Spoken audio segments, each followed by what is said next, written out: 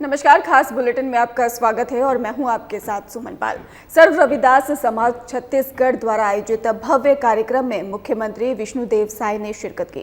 कार्यक्रम में समाज के कई प्रतिनिधि, वरिष्ठ नागरिक और युवा वर्ग ने भाग लिया है। मुख्यमंत्री ने इस अवसर पर ही समाज के विकास और सामाजिक समरसता पर जोर देते हुए अपने विचार साझा किए हैं। समारोह में ही सांस्कृतिक प्रस्तुतियां और पारंपरिक आयोजन भी हुए और जिससे कार्यक्रम का वातावरण और भी उत्साहपूर्वक बन गया। मैं सबसे पहले समाज का आभार व्यक्त करना चाहूंगा जिन्होंने आज के इस गरिमामय कार्यक्रम में हमें बुलाए, हमारा सम्मान किए। पिछले साल भी आप लोग बुलाए थे, झलक में कार्यक्रम हुआ था, उसमें भी भारी संख्या में समाज के बंधुगण उपस्थित हुए थे और आज भी पूरे प्रदेश से आप सब लोग आए हैं। मैं अपने तरफ से आप सभी का, पूरे समाज का, समाज के पदाधिकारियों का हृदय से अभिनंदन करता हूं, स्वागत करता हूं।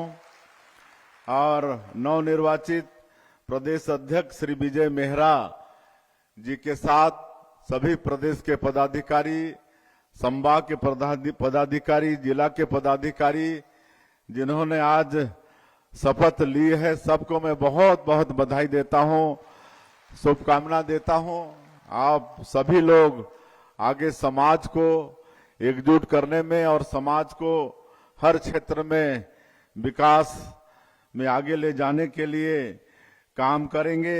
आप सभी लोगों के ऊपर समाज की जिम्मेदारी आई है, तो उसका निर्वहन आप सब लोग अच्छे से करेंगे, ऐसा मेरी बहुत बहुत शुभकामनाएं हैं। और समाज को आगे ले जाने के लिए और समाज आगे ले जाने के लिए क्या करना पड़ेगा, क्या योजना बनाना पड़ेगा, इसलिए आपके समाज के गौरव श्री ध्रुव कुमार मिर्धा जी को हम सब लोग दायित्व सौंपे हैं। और वो बड़े अनुभवी व्यक्ति हैं, 5 बार के पार्षद और अभी चेयरमैन हैं चर्म शिल्पकार विकास बोर्ड के, और अच्छे वक्ता भी हैं, अनुभवी हैं। तो मुझे पूरा विश्वास है कि समाज को विकास की दृष्टि से आगे बढ़ाने में और सरकार की जो योजना है उसका लाभ समाज के जो पात्र हमारे लोग हैं, पात्र हमारे बेटा बेटी हैं, उनको दिलाने में आपका महत्वपूर्ण योगदान रहेगा। इसी निमित्त सरकार आपको एक जिम्मेदारी सौंपी है। और आज मैं किसी भी समाज में जाता हूं तो उनसे यही आग्रह करता हूं, और हमारे विद्वानों ने भी कहा है कि शिक्षा विकास का मूल मंत्र है। किसी भी क्षेत्र में विकास करना है तो शिक्षा बहुत जरूरी है। शिक्षा और डिग्री ये खाली सरकारी नौकरी प्राप्त करने का माध्यम नहीं है, बल्कि एक अच्छा इंसान बनने के लिए, एक सफल मानव जीवन जीने के लिए, एक अच्छा किसान बनने के लिए, एक अच्छा राजनेता बनने के लिए, एक अच्छा समाज सेवक बनने के लिए, एक अच्छा व्यापारी बनने के लिए, किसी भी क्षेत्र में अगर अच्छा काम करना है तो शिक्षा बहुत जरूरी है। इसलिए मेरा समाज के पदाधिकारियों से और सबसे आग्रह होगा कि अपने बेटा बेटी लोगों को हम लोगों को पढ़ाना है, स्कूल भेजना है। आज आप लोग देखेंगे तो ये 25 साल हमारे प्रदेश के निर्माण को हो गए हैं। रजत जयंती वर्ष हम लोग मना रहे हैं। मैं पूरे समाज को रजत जयंती वर्ष की भी बधाई और शुभकामना देना चाहूंगा। और 25 वर्षों में हर क्षेत्र में विकास हुआ है, लेकिन शिक्षा के क्षेत्र में तो बहुत ही विकास हुआ है। आज जगह जगह पर प्राइमरी स्कूल, मिडिल, सेकेंडरी, करीब करीब हर विकास खंड में अब कॉलेज की स्थापना, बड़े विकास खंड हैं तो 2-2 कॉलेज की स्थापना, ये सब 25 वर्षों में हमारे छत्तीसगढ़ के अंदर में हुआ है। और अगर हम लोग और देखें तो शिक्षण की जितनी भी संस्थाएं हो सकती हैं सब हमारे छत्तीसगढ़ के अंदर में 25 वर्षों में स्थापित हुई हैं, चाहे वो आईआईटी हो, आईआईएम हो, ट्रिपल आईटी हो, नीट हो या लॉ का यूनिवर्सिटी हो, एम्स जैसी संस्था, आज कोई भी ऐसी मतलब संस्था नहीं है शिक्षण का जो हमारे प्रदेश में नहीं है। तो इस सब का फायदा समाज और समाज के हमारे बच्चों को उठाना चाहिए। आज हमारे बच्चे आईएएस बने, आईपीएस बने, डॉक्टर, इंजीनियर बने, इसके लिए भी कोचिंग की व्यवस्था सरकार के तरफ से है। आज दिल्ली में हमारा जो यूथ हॉस्टल है उसकी भी कैपेसिटी, उसकी भी सीट हम लोग अभी सरकार में आए हैं, तो पहले 80 था, उसको बढ़ा के 185 कर दिए हैं। तो हमारे बच्चे दिल्ली में भी निशुल्क में रह के कोचिंग कर सकते हैं। हर जिला में और शहरों में हम लोग नालंदा परिसर की स्थापना कर रहे हैं और वहां पर हमारे ऐसे बेटा बेटियों को स्टडी मटेरियल उपलब्ध करा रहे हैं। उच्च प्रतियोगिता परीक्षा में बैठने के काबिल बन सकें, इसके लिए नालंदा परिसर की स्थापना भी हम लोग कर रहे हैं। तो इस सब का लाभ भी मतलब हमारे बेटा बेटियों को लेने की आवश्यकता है। और आप सब लोगों ने देखा है कि अभी 13 दिसंबर को हमारी सरकार के 2 वर्ष पूरे होने वाले हैं, तो 2 वर्ष का कार्यक्रम भी हम लोग करेंगे। उसमें भी कोई हमारे राष्ट्रीय नेता पधारेंगे और अभी हम सब लोग स्थापना दिवस भी मनाए। आप सब लोग देखे, हमारे देश के आदरणीय प्रधानमंत्री जी स्थापना दिवस में आए थे। हमारे नए विधानसभा भवन का भी उन्होंने लोकार्पण किया। एक ट्राइबल म्यूजियम बहुत अच्छा बना है नया रायपुर में। मैं आग्रह करूंगा कि कभी जरूर समय निकालकर वहां पर जाएंगे। हमारे छत्तीसगढ़ में जो विशेषकर जनजातीय समाज के जो स्वतंत्रता संग्राम सेनानी हुए, शहीद वीर नारायण सिंह, गुंडाधुर, गेंद सिंह, और इनका सचित्र म्यूजियम में वर्णन किया गया है। सचित्र एकदम डिजिटल है पूरा। आप वहां जाएंगे, बटन दबाएंगे तो 14 क्रांति हुआ है छत्तीसगढ़ के हमारे महापुरुषों के द्वारा, उसका सचित्र वहां पर चित्रण है। तो जरूर समय निकालकर वहां पर जाएंगे। उसका भी माननीय प्रधानमंत्री जी ने लोकार्पण किया है। और राज्योत्सव 5 दिन का मना है, उसका समापन उपराष्ट्रपति जी आए थे, श्री सीपी राधाकृष्णन जी, और हमारे यहाँ डीजीपी कॉन्फ्रेंस भी हुआ। 3 दिन तक हमारे प्रधानमंत्री जी, गृह मंत्री जी थे, पूरे देश भर के डीजीपी आए। तो इस तरह से लगातार बड़े बड़े कार्यक्रम भी हमारे छत्तीसगढ़ के अंदर में हो रहा है। ये सब आप लोगों के आशीर्वाद के कारण हो पा रहा है। और मोदी की गारंटी में जो वादा था सरकार का और पार्टी का छत्तीसगढ़ की 3 करोड़ जनता से, उसको भी ये 2 साल में पूरा करने का प्रयास आपकी सरकार ने की है। 18 लाख गरीब लोग प्रधानमंत्री आवास से पिछले 5 साल वंचित हो गए थे। आज 18 लाख प्रधानमंत्री आवास की स्वीकृति हो गई है। बहुत बन के तैयार भी हो गए हैं, उनका भी गृह प्रवेश करा रहे हैं। किसानों का वादा भी पूरा कर रहे हैं। 2 साल से अभी 3रा साल खरीदी कर रहे हैं। 21 क्विंटल प्रति एकड़ धान खरीद रहे हैं। 3100 रुपया धान का कीमत दे रहे हैं। 2 साल का बकाया बोनस भी दिए। महिलाओं को भी आर्थिक रूप से सशक्त करने के लिए 70 लाख से ज्यादा हमारी माता बहनों को महतारी बंधन का पैसा दे रहे हैं। हर महीना 1-1 हजार रुपया। तेंदुपत्ता का दाम बढ़ाए हैं। रामलला दर्शन योजना में अभी तक 37,000 हमारे राम भक्त प्रभु श्री राम का दर्शन करके आ गए हैं। तो इस तरह से काम चल रहा है। अभी 2 साल से पीएससी की परीक्षा हो रही है। बड़ा अच्छा लगता है जब बच्चे अपने माता पिता के साथ आते हैं और खुशी जाहिर करते हैं। गांव के किसान के बेटा बेटी आते हैं। जबकि पहले के सरकार में पीएससी में कैसा घोटाला हुआ आप लोगों को मालूम है। और माननीय प्रधानमंत्री जी वादा किए थे कि हमारी सरकार बनेगी तो इसकी उच्च स्तरीय जांच होगी। आज सीबीआई उसकी जांच कर रहा है और दोषीदार उसमें भी दंडित हो रहे हैं। तो ये सब काम हम लोग कर रहे हैं और पूरा पारदर्शिता के साथ हम लोग छत्तीसगढ़ में सरकार चलाना चाहते हैं। इसलिए एक नया गुड गवर्नेंस, सुशासन और अभिसरण विभाग का गठन हमारी सरकार में किए हैं और सारा डिजिटलाइज हो रहा है। हमारा ऑफिस का फाइल भी आज उसका भी डिजिटलाइजेशन हो गया है, ऑनलाइन फाइल भी चलता है, ताकि मतलब पूरी पारदर्शिता रहे। तो आप लोगों के आशीर्वाद से ये पारदर्शी और निष्पक्ष सरकार देने का काम भी हम लोग कर रहे हैं और करप्शन के मामले में सरकार जीरो टॉलरेंस की नीति अपना रही है। जितने भी घोटाले हुए हैं सबकी जांच हो रही है और जांच में जो भी दोषीदार पाए जा रहे हैं सब दंडित हो रहे हैं, सब आप लोग देख रहे हैं। और हम लोग को छत्तीसगढ़ को बहुत आगे ले जाना है।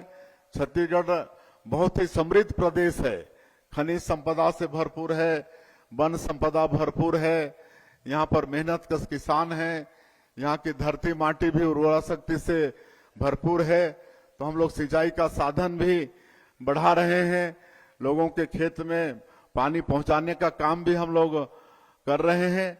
तो इस सारा विकास का काम, और जो बस्तर का जो क्षेत्र था, आप सबको मालूम है कि विकास की राह में एक बहुत बड़ा बाधक था नक्सलवाद, और बस्तर इतना बड़ा क्षेत्र, लेकिन अभी 2 साल में हम हमारे जवानों के साहस को भी नमन करना चाहेंगे।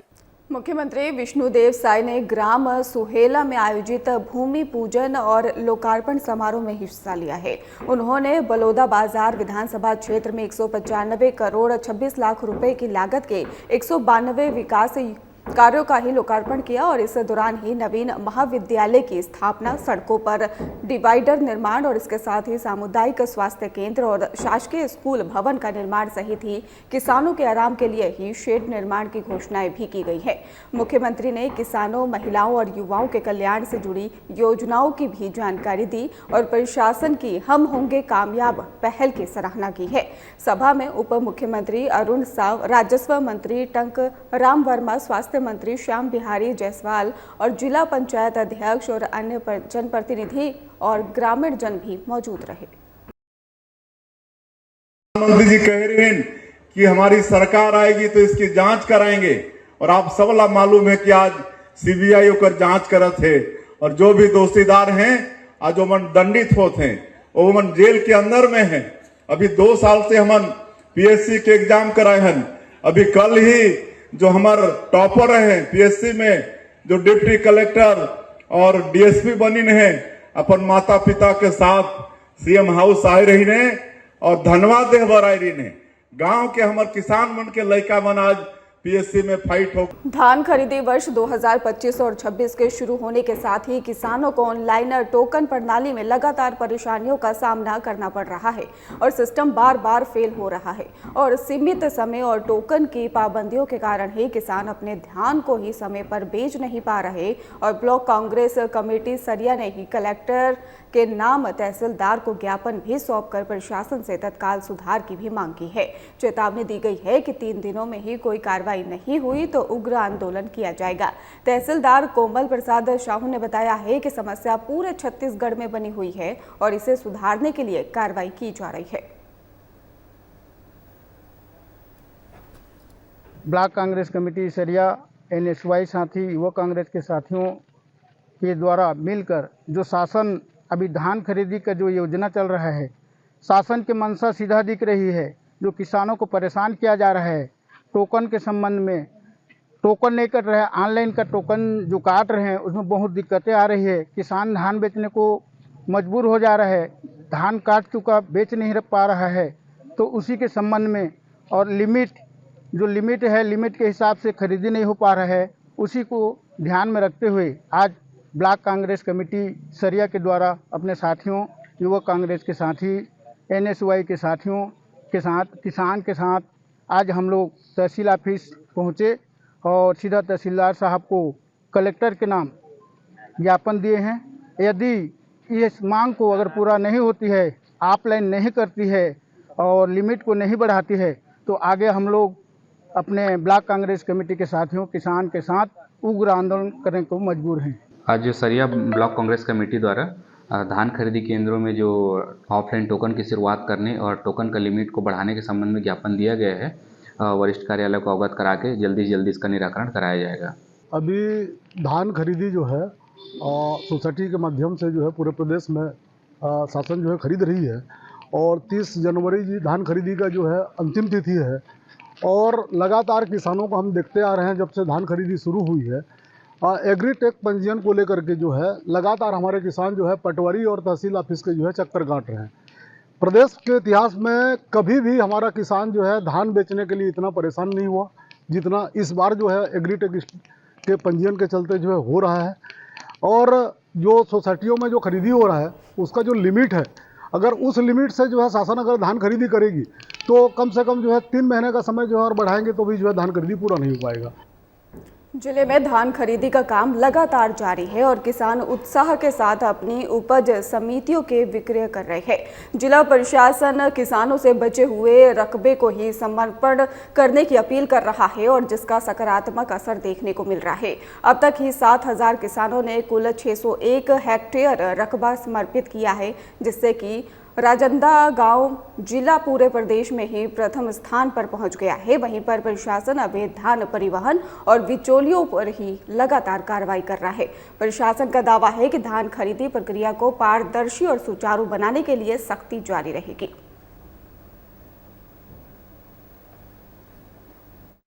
इसमें हम लोग सभी किसानों से अपील कर रहे हैं, जो कि किसानों को धोखा देकर जो कोचिया और बिचौलिए हैं वो उनके जो शेष बचे हुए रकबा रहते हैं उसमें धान खपाने का प्रयास करते हैं। तो हम किसानों से ये अपील कर रहे हैं कि अपना जो संपूर्ण उपज है उसको धान बेच लें और बेचने के बाद वो शासन का सहयोग करते हुए अपना रकबा समर्पण कर दे। तो इसमें किसान जो है बढ़ चढ़ कर हिस्सा ले रहे हैं। अभी तक जो है जिले में लगभग 7,000 किसानों ने 601 हेक्टेयर रकबा का समर्पण किया है और सतत रूप से जो है किसानों के द्वारा हमको सहयोग किया जा रहा है। छत्तीसगढ़ क्रांति सेना के प्रदेश अध्यक्ष अमित बघेल को पुलिस ने ही गिरफ्तार कर लिया है। ये सरेंडर करने पहुंचे थे, लेकिन सरेंडर के 10 मिनट पहले ही गिरफ्तारी हुई।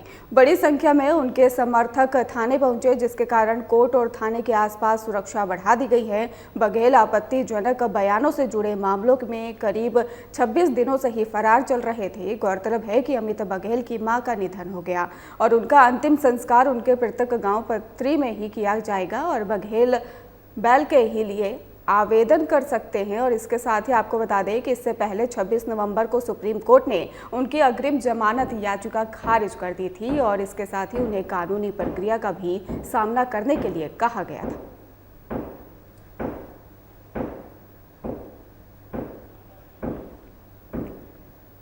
शिक्षा विभाग की लापरवाही लगातार सामने आने के बाद अब प्रशासन एक्शन मोड में दिखाई दे रहा है। जिला शिक्षा अधिकारी ने ही 4 शिक्षकों पर कार्रवाई की है। रामपुर कोटाकू पारा के ही हेड मास्टर धर्मजीत आयाम को ही शराब पीकर स्कूल आने पर निलंबित किया गया है।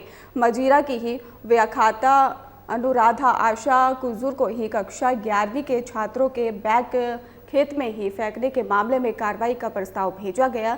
अर्जुनपुर के ही शिक्षक शमशीर मंसूरी पर ही वित्तीय अनियमितता को लेकर ही कार्रवाई हुई है।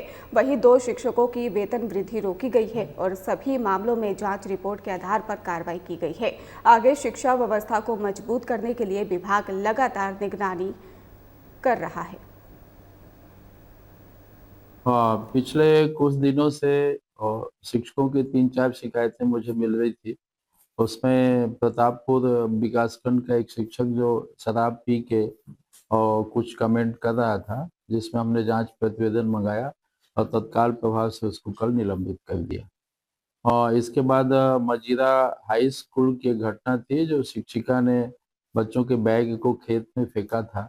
चूँकि वो पद में व्याख्याता है, इसलिए अग्रिम कार्यवाही के लिए हमने प्रस्ताव ज्वाइंट डायरेक्टर सरगुजा सर को भेजा है। और एक रामानुजनगर ब्लॉक में अर्जुनपुर में शमशीर मंसूरी की शिकायत थी, उसका भी जांच प्रतिवेदन हमने जेडी सर को कार्यवाही के लिए भेजा है। सड़क दुर्घटनाओं पर रोक लगाने के लिए पुलिस द्वारा विशेष यातायात महाअभियान चलाया जा रहा है। वाहनों के कागजातों की ही जांच के साथ लोगों को हेलमेट और सीट बेल्ट के अनिवार्य उपयोग की समझाइश भी की जा रही है। पुलिस अधीक्षक रत्ना सिंह के निर्देश पर ही चिरमिरी क्षेत्र में थाना प्रभारी विजय सिंह की टीम ने ही एनसीसी और स्काउट छात्राओं के साथ मिलकर जागरूकता अभियान चलाया। अभियान के दौरान ही नियमों का पालन करने वाले वाहन चालकों को गुलाब देकर सम्मानित किया गया, जबकि नियमों का उल्लंघन करने वालों को रोककर समझाया भी गया है। पुलिस ने नागरिकों से यातायात नियमों का पालन करने और नाबालिगों को ही वाहन न चलाने की अपील की है। एनसीसी के बच्चों को लाया गया था, उनके माध्यम से लोगों को समझाने का प्रयास कर रहे थे कि आप हेलमेट लगाइए, आपकी जान का खतरा है और आप उससे सुरक्षित रहेंगे।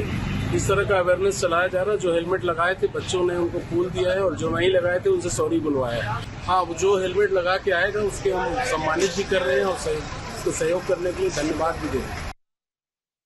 अंबिकापुर के महामाया चौक के समीप एक चलती स्कूटी में अचानक आग लगने से हड़कंप मच गया और स्कूटी चालक ने ही समय रहते वाहन से कूदकर अपनी जान बचाई है। आसपास मौजूद दुकानदारों और राहगीरों की मदद से आग पर काबू पाया गया। घटना में किसी के घायल होने या किसी प्रकार की जनहानि की अभी तक सूचना नहीं है। आग लगने का कारण फिलहाल अज्ञात बताया जा रहा है। घटना का वीडियो भी सोशल मीडिया पर खूब वायरल हो गया है, जिससे लोगों में चर्चा का विषय बना हुआ है। पुलिस ने मामले की जांच भी अब शुरू कर दी है।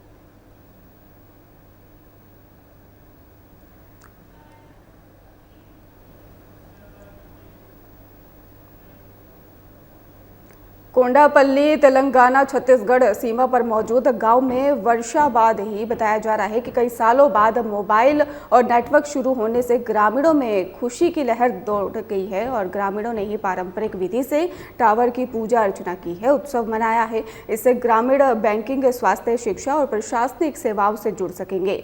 आपको बता दें कि नियत नल्ला नार योजना के तहत ही सड़क, बिजली और संचार जैसी बुनियादी सुविधाओं के विस्तार से गांव में विकास की नई किरण भी दिखाई दे रही है।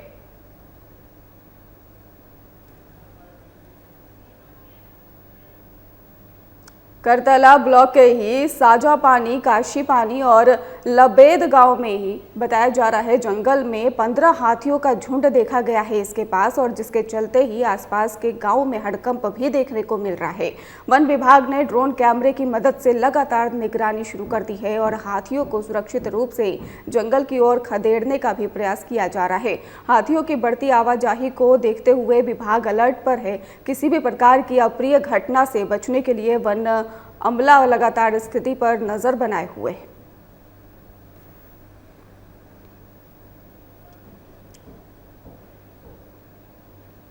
एमसीबी जिले के ही खड़गवा रेंज के फुनगा गांव में दंतेल हाथी बताया जा रहा है हमले से ही किसान की मौत की खबर सामने आई है। घटना उस समय हुई है जब वो बताया गया कि धान मिसाई के बाद ही खाट पर सो रहा था। हाथी ने ही गांव में कई मवेशियों को भी कुचल दिया है, जिससे ग्रामीणों को भारी नुकसान का सामना करना पड़ा है।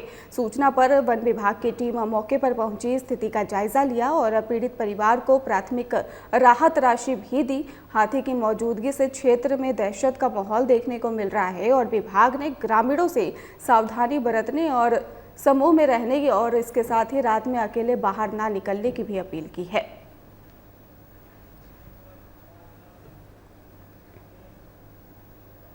फिलहाल खास बुलेटिन में बस इतना ही। आगे की खबरों के लिए आप देखते रहिए हमारा चैनल। धन्यवाद।